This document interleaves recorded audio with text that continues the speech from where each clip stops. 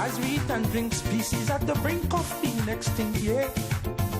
And I think no one can deny that the price of progress is high. Really, really high, high, high. All right, so welcome back. So amendments to the Public Procurement Act, they come up for debate in an emergency sitting of the lower house today amid much controversy. This after the Minister of Finance issued 2 exemption orders allowing the procurement of goods and services for the just concluded Heads of Government meeting. So joining us this morning is advocate for the Procurement Act, Afra Raymond. Mr. Raymond, good morning and thank you very much for coming this morning. Good morning, Marlan. Yeah? Thank you. Well, if we could, because everything in Trinidad and Tobago is mired in controversy. Yes. So let's get down to the brass tacks. What are the main issues here? Well, the main issue is this. In December 2020, the government put forward its 3rd set of amendments to the procurement law, and they created a suite of exemptions. There are some exemptions that were named exemptions. So they named legal services, they named banking for government debt, they named accountancy, they named certain medical services and so on. And then there was a further class of ministerial exemptions. In other words, the minister, meaning the Minister of Finance, whoever it was, had the power to create an exemption from the law. The legal, banking, financial, and medical were granted exemptions. That's why I call them named exemptions. The minister's power to grant an exemption, the ministerial exemption, was subject to much heated debate because, of course, it's a matter of importance and it's highly significant for a politician to be able to decide when the independent oversight body can and cannot have oversight of an act of public procurement. Yes. And at the end of that debate, this is on the 8th of December 2020 and it's at page 202 of the Hansard. At the end of that debate, Minister Imbert conceded that the point was powerfully made by the opposition, the point was powerfully made by the independent senators, and he would in fact have the ministerial exemption as an affirmative resolution. In other words, it would be laid in Parliament well in advance, laid in Parliament for debate, and subjected to a vote of both houses. In other words, within the question where you were creating a ministerial exemption, it was effectively the highest level of transparency. And Minister Imbert conceded that. What is worse, because this is a very bad situation, what is worse is that on the 11th of December, the matter was in the Senate. And Mr. Imbert then recognized that the law as written had been badly written. There was a typo in it. Yes. And in fact, the provision for the ministerial exemption to be subject to affirmative resolution had not been properly included. And on page 43 of that day's Hansard, he says, oh my goodness, this was supposed to be like this. We had agreed this. I'm going to have it fixed. We have to get the Parliament to fix this. It was not fixed. That loophole was in fact left in place. A loophole is an accidental gap. That loophole was left in place. And what is cynical about this, and in my view entirely unacceptable, is that Minister Imbert has used that loophole that he fully well knew was there to put these 2 exemptions through. And let me just clarify a tiny point you said in the introduction. The first exemption was on the 29th of May, and that exempted the judiciary for a period of 3 months. And the second exemption was the 29th of June, and that exempted the CARICOM summit and some subsequent diplomatic events. There's the Ashanti King is coming, and there's a Commonwealth Games and some things like that and so on. So there were 2 sets of exemptions that Minister Imbert created, as they say, by order, without reference to the Parliament. And this is what is really at the heart of the debate and the controversy at this time. And recently the finance minister said that if these exemptions were not granted, then there was the risk of the country being embarrassed and not being prepared for these events. Well, I don't know how true that is. I mean, I think what is embarrassing is that the law was passed as Act Number 1 of 2015. So all parties concerned have had years to prepare. So it's embarrassing, if you want to discuss the word embarrassing, and I certainly do. It's embarrassing to be discussing this as if it's a surprise.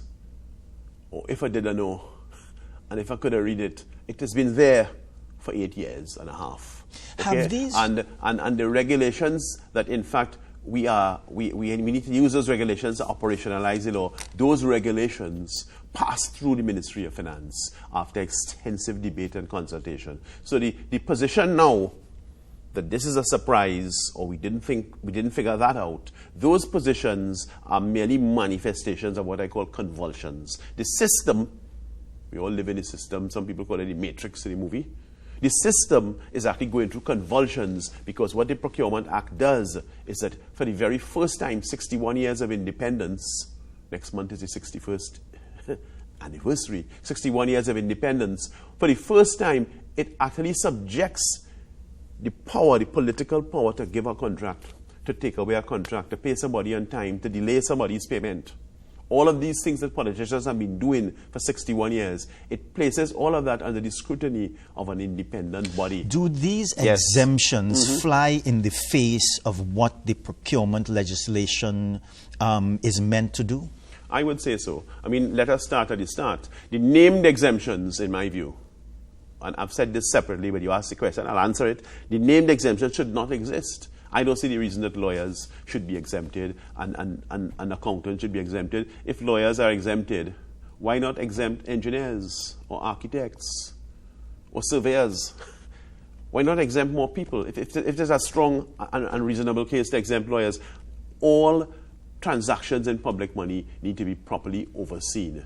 And that is the foundation stone of the public procurement law. And therefore, I agree with you, the exemptions do fly in the face. I can accept, Marlan, that there's a case, occasionally something may arise that wasn't contemplated, not necessarily an emergency, some situation may arise, and a minister, whoever the minister is, this is not about Mr. Imbert, whoever the minister is, a minister may want to have the discretion to have that thing pass without any oversight. Perhaps there's a case, but if that is going to be applied, a ministerial exemption, it has to be on the basis of the fullest possible transparency and disclosure, which is an affirmative resolution. What is distressing about this moment is that having apparently conceded, Mr. Imbert and Dr. Rowley, having apparently conceded that there was an error in the drafting, and this is why Parliament is being reconvened today to rectify that.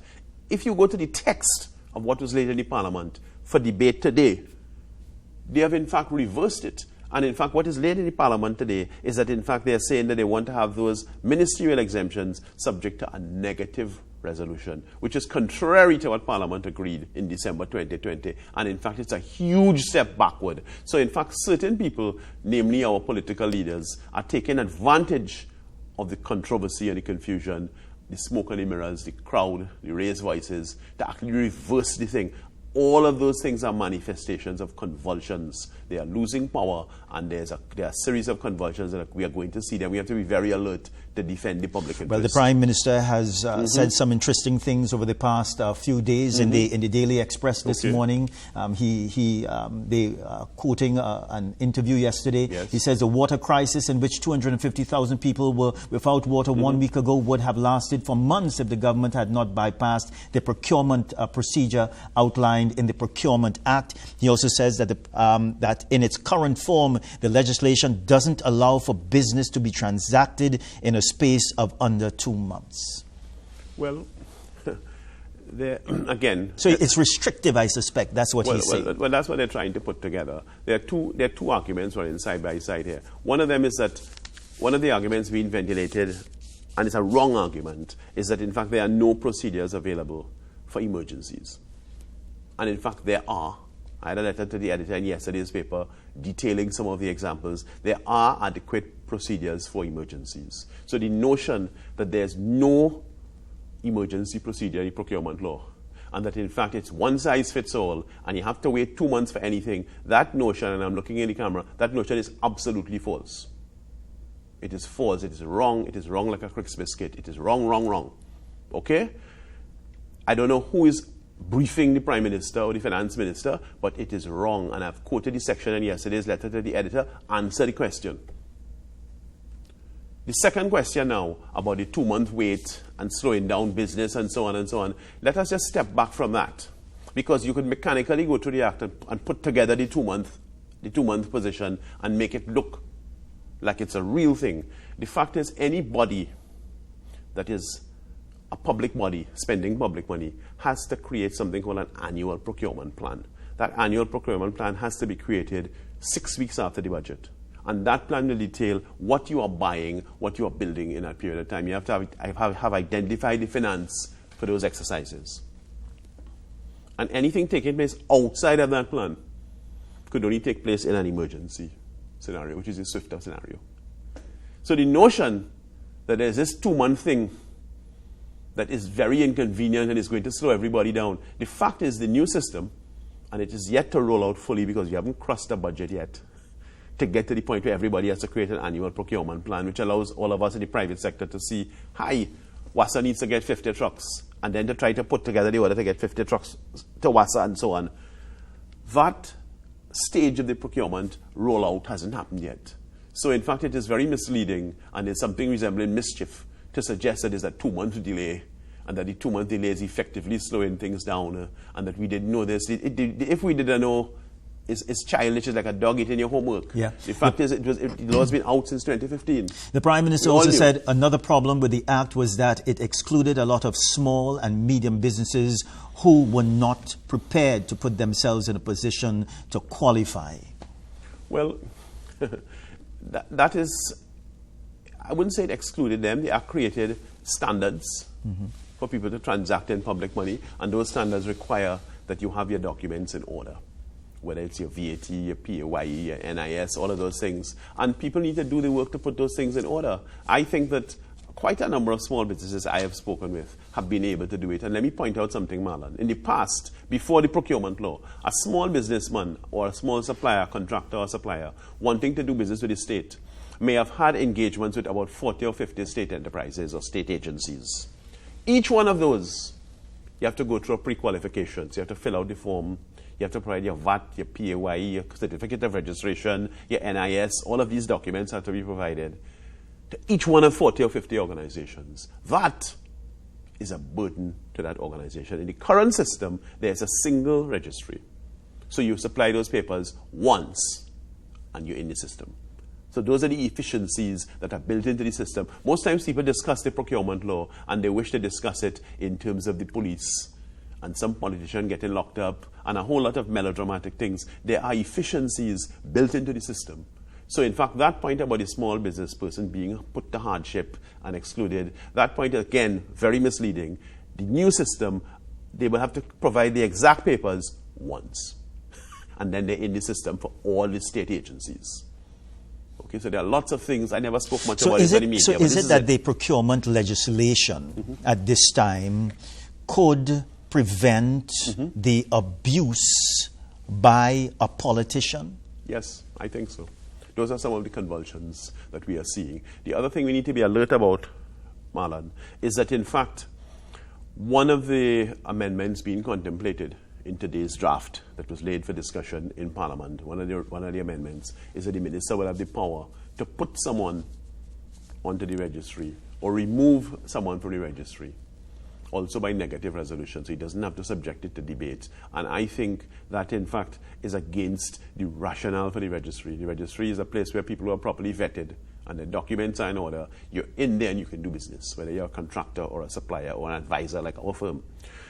I don't think the minister should have the power to remove or to insert people into the registry. The other point I wanted to make, coming back to the whole question of the ministerial exemption and the affirmative and the negative resolution, is that in fact there was a lawsuit where I think Mr. Balgobin Maraj made a lawsuit, a legal letter against the Attorney General, pointing out that those procurement exemptions were illegal. And the Attorney General's office replied, I saw the letter last night, the Attorney General's office replied in writing to say that in fact this matter doesn't need to go any further.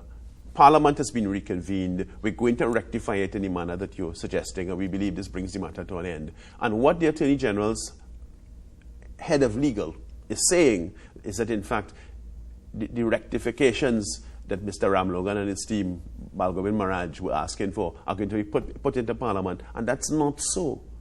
What is being put in Parliament is a negative resolution, which in fact is contrary to what Parliament agreed on the 8th of December 2020. And in fact, the assurances given by the head of legal of the Attorney General and legal affairs are in fact flying in the wind based on what has been tabled in Parliament. So we are at a very important moment where our vigilance is important, and I would suggest, I can only suggest, that the people who are putting things together to put it in the parliament, this is the politicians and those sorts of people, leader of government, business, and need to look hard at this thing and in fact adjust your sails so that we can get this through and have the law properly rectified in the people's interest.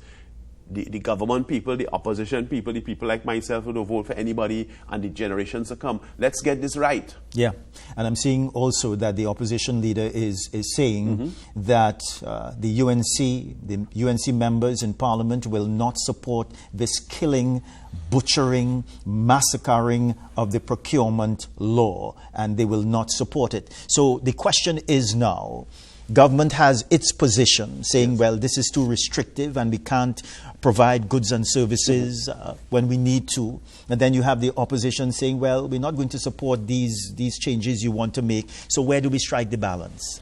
Well, I think that on a strict, simple basis of realpolitik, the PNM is in government. They have more seats than the UNC. And obviously, if the matter is put to the vote in the lower house and the upper house, they will prevail. So it's a very simple answer to that question. It's a fait accompli. Yes, there's a very simple answer. Having said that, I think we need to insist on a better standard for the country. And I think the point we need to ventilate at this stage is that it may comfort some people to place those powers in the hands of Minister Imbert because they have trust in him and they have faith in him and they're politically loyal to that set of party. The question you have to ask yourself at this moment, because this is a very important moment, this is what I call legacy policy. The question you have to ask yourself at this moment, as a parliamentarian and as a strong political supporter, because I know the phone calls are going on now and I know they're looking. The question one needs to ask oneself is, when you create these strong powers, when you place them in the hands of the Minister of Finance, to be able to create exemptions or take people off the list or put people on the list without asking anybody first. When you create those powers, what are you going to do? Not if, when the PNM loses power. Because it happens. There's a political cycle. We don't know if it'll be Mrs. Prasad Bissessa. It could be another party.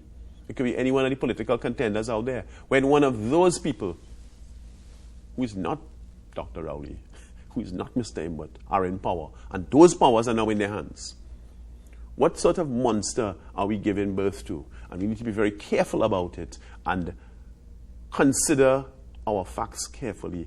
Those powers are not light things to create. If we are creating them, they have to be created in the most transparent framework possibly, which is an affirmative resolution. Yeah, but what you are explaining to us this morning, Mr. Raymond, it seems to be a very dire situation. Very serious. So then the question is, can anything be done to stop it? Well, there's a window in that there's that lawsuit and there's a letter that the Attorney General's Chief of Legal wrote to say that we don't need to go any further because this is going to be rectified. That lawsuit could be pursued, which would actually lead to quite a difficult situation for the state, for the government really, because it would be, on the one hand, having claimed that the thing is going to be rectified, but on the other hand, in Parliament today, it wasn't rectified. So there's a threat hanging over them because that legislation, that litigation, if pursued, could in fact neutralize the attempt today to change the law and to also retrospectively authorize those two exemptions that were granted, the judiciary and the diplomatic exemptions. And of course, there are other consequences because what I have to say when I look at all of this and I think about it, and it's a kind of sobering moment, what I have to say, and this is not a joke, is that the more I think about it, and it has given a lot of sleepless nights and a lot of deep thinking and reading lots of stuff that's been going on, it is more and more resembling where there was this mistake in 2020. The mistake was recognized, we were given assurances it was going to be fixed. The mistake was left in place. The mistake was used to create an opening for the judiciary and to create an opening for the diplomatic events. And it is more and more resembling a Section 34 type of situation, to say it very plainly. It's resembling a Section 34. It's not Section 34, but it's resembling Section 34. You know, it's sad to say. I hoped we would never see another Section 34. But we are now seeing a situation where during the Section 34 period, I coined a phrase, a plot to pervert Parliament. And I hope that today, what's happening in the Parliament today is not another plot to pervert Parliament. We just have about 1 minute again. Sure. What do you expect to happen today, and what will be the outcome?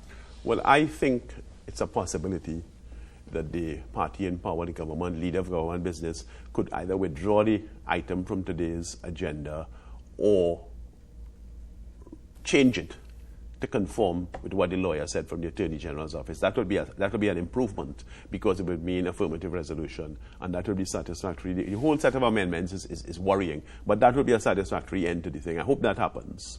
Yeah. Afra Raymond, it was a pleasure speaking with you this morning. Thanks very much. Respect. And this morning we had Buena St. Rose Graves, and we spoke about a national treasure. Look, another national treasure, Thank you, Marlan.